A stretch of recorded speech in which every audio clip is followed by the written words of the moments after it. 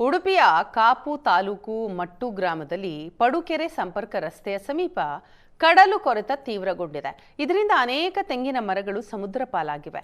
ಕಡಲಿನ ಆರ್ಭಟ ಮತ್ತಷ್ಟು ಹೆಚ್ಚುವ ಸಾಧ್ಯತೆ ಇದೆ. ಈ ಬಾರಿ ಕಾಪು ತಾಲೂಕಿನಲ್ಲಿ ಅತಿ ಹೆಚ್ಚು ಕಡಲು ಕೊರೆತ ಉಂಟಾಗಿದ್ದು ಸ್ಥಳೀಯರಲ್ಲಿ ಆತಂಕ ಜಾಸ್ತಿಯಾಗಿದೆ.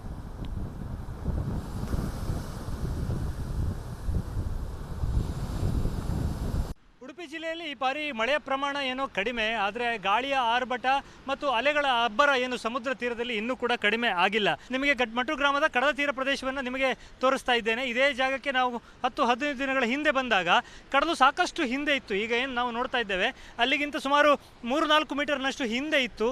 ಆದರೆ ಈಗ ನಾವಿಲ್ಲಿ ನೋಡೋದಾದರೆ ಅದನ್ನು ದಾಟಿ ಕಡಲು ಯಾವ ರೀತಿ ಅಬ್ಬರಿಸಿ ಬಂದಿದೆ ಅನ್ನುವಂಥದ್ದನ್ನು ನಾವಿಲ್ಲಿ ನೋಡ್ಬೋದು. ಅದರ ಜೊತೆಗೆ ಆ ಕಡಲಿನ ಆರ್ಭಟಕ್ಕೆ ಬಲಿಯಾಗಿರುವಂತಹ ತೆಂಗಿನ ಮರಗಳನ್ನು ಕೂಡ ನಾವಲ್ಲಿ ಗಮನಿಸಬಹುದಾಗಿದೆ. ಏನು ಕಡಲ ತೀರ ಪ್ರದೇಶ ಇದೆ, ಈ ಪ್ರದೇಶ ಎಲ್ಲ ಒಂದು ಕಾಲದಲ್ಲಿ ತೆಂಗಿನ ತೋಟವೇ ಆಗಿತ್ತು.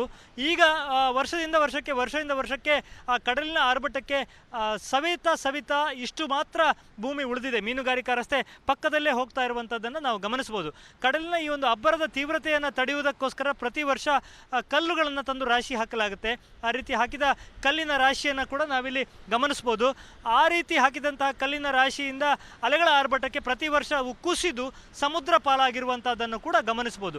ಅಲ್ಲಲ್ಲಿ ಏನು ನಮಗೆ ಕಲ್ಲಿನ ರಾಶಿ ಇಲ್ಲ, ಆ ಸ್ಪೇಸ್ ಖಾಲಿ ಜಾಗ ಏನು ಕಾಣ್ತಾ ಇದೆ, ಅಲ್ಲಿ ಹಾಕಿದಂಥ ಕಲ್ಲುಗಳೆಲ್ಲ ಈಗಾಗಲೇ ಸಮುದ್ರ ಪಾಲಾಗಿದೆ. ನಿನ್ನೆಯಷ್ಟೇ ಮತ್ತೆರಡು ತೆಂಗಿನ ಮರಗಳ ಆಪೋಷಣ ತೆಗೆದುಕೊಂಡಿದೆ. ಸೊ ಅಲೆಗಳ ಆರ್ಭಟ ಇದೇ ರೀತಿ ಮುಂದುವರೆದದ್ದೇ ಆದರೆ ಮತ್ತಷ್ಟು ತೆಂಗಿನ ಮರಗಳು ಕಡಲಿಗೆ ಆಹುತಿ ಆಗುತ್ತೆ. ಕಡಲು ಕೊರೆತ ಅನ್ನುವಂಥದ್ದು ಬಹಳ ಗಂಭೀರವಾದ ಸಮಸ್ಯೆ ಈ ಭಾಗದಲ್ಲಿ. ಕಡಲು ಕೊರೆತ ತಡೆಗೆ ನಾವೀಗ ನಿಂತ ಜಾಗ ಏನಿದೆ, ಈ ರೀತಿ ಕಲ್ಲಿನ ಒಂದು ತಡೆಗೋಡೆಯನ್ನು ಮಾಡ್ತಾರೆ. ಈ ರೀತಿಯ ತಡೆಗೋಡೆ ಮಾಡಿದಾಗ ಈ ಪರಿಸರದಲ್ಲಿ ಕಡಲು ಕೊರೆತ ಕಡಿಮೆ ಆಗುತ್ತೆ. ಆದರೆ ಇನ್ನೊಂದು ಜಾಗದಲ್ಲಿ ಕಡಲಿನ ಅಲೆಗಳ ತೀವ್ರತೆ ಹೆಚ್ಚಾಗಿ ಅಲ್ಲಿ ಕಡಲು ಕೊರೆತ ಶುರುವಾಗುತ್ತೆ. ಸೊ ಇದಕ್ಕೊಂದು ಶಾಶ್ವತ ಪರಿಹಾರ ಅನ್ನುವಂಥದ್ದು ತೀರಾ ಅಗತ್ಯ ಇರುವಂಥದ್ದು. ತಾತ್ಕಾಲಿಕ ಪರಿಹಾರ ಉಪಾಯಗಳಿಂದ ಯಾವುದೇ ಪ್ರಯೋಜನ ಇಲ್ಲ ಅನ್ನುವಂಥದ್ದು ಇಷ್ಟು ವರ್ಷಗಳಿಂದ, ಇಷ್ಟು ದಶಕಗಳಿಂದ ಸಾಬೀತಾಗಿದೆ. ಸೊ ಶಾಶ್ವತ ಪರಿಹಾರ ಅಂದರೆ 100 ಕೋಟಿಯ ಯೋಜನೆ. ಅದೊಂದು ಶಾಶ್ವತ ಪರಿಹಾರ ಬೇಕು ಅನ್ನುವಂಥದ್ದು ಮೀನುಗಾರರ ಬಹುಕಾಲದ ಬೇಡಿಕೆ.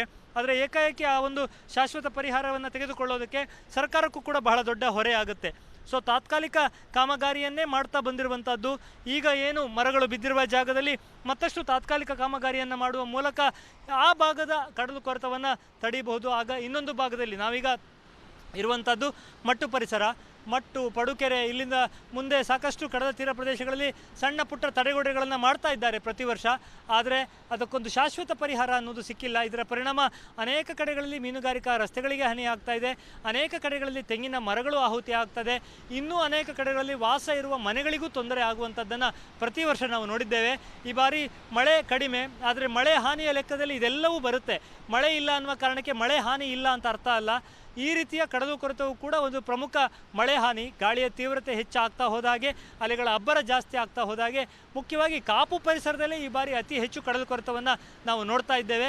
ಇದಕ್ಕೊಂದು ಶಾಶ್ವತ ಪರಿಹಾರ ಏನು ಬೇಡಿಕೆ ಇದೆ. ಸರ್ಕಾರ ಸ್ವಲ್ಪ ಮಟ್ಟಿಗಾದರೂ ಕೆಲವೊಂದು ಆಯಕಟ್ಟಿನ ಸ್ಥಳಕ್ಕಾದರೂ ಒಂದು ಶಾಶ್ವತ ತಡೆಗೋಡೆಯನ್ನು ಮಾಡಬೇಕಾದಂಥ ಅನಿವಾರ್ಯತೆ ಇದೆ. ಉಡುಪಿಯಿಂದ ಕ್ಯಾಮ್ರಾಮನ್ ಹರೀಶ್ ಜೊತೆಗೆ ಶಶಿಧರ್ ಮಾಸ್ತಿಬೈಲು, ಏಷ್ಯಾನೆಟ್ ಸುವರ್ಣ ನ್ಯೂಸ್.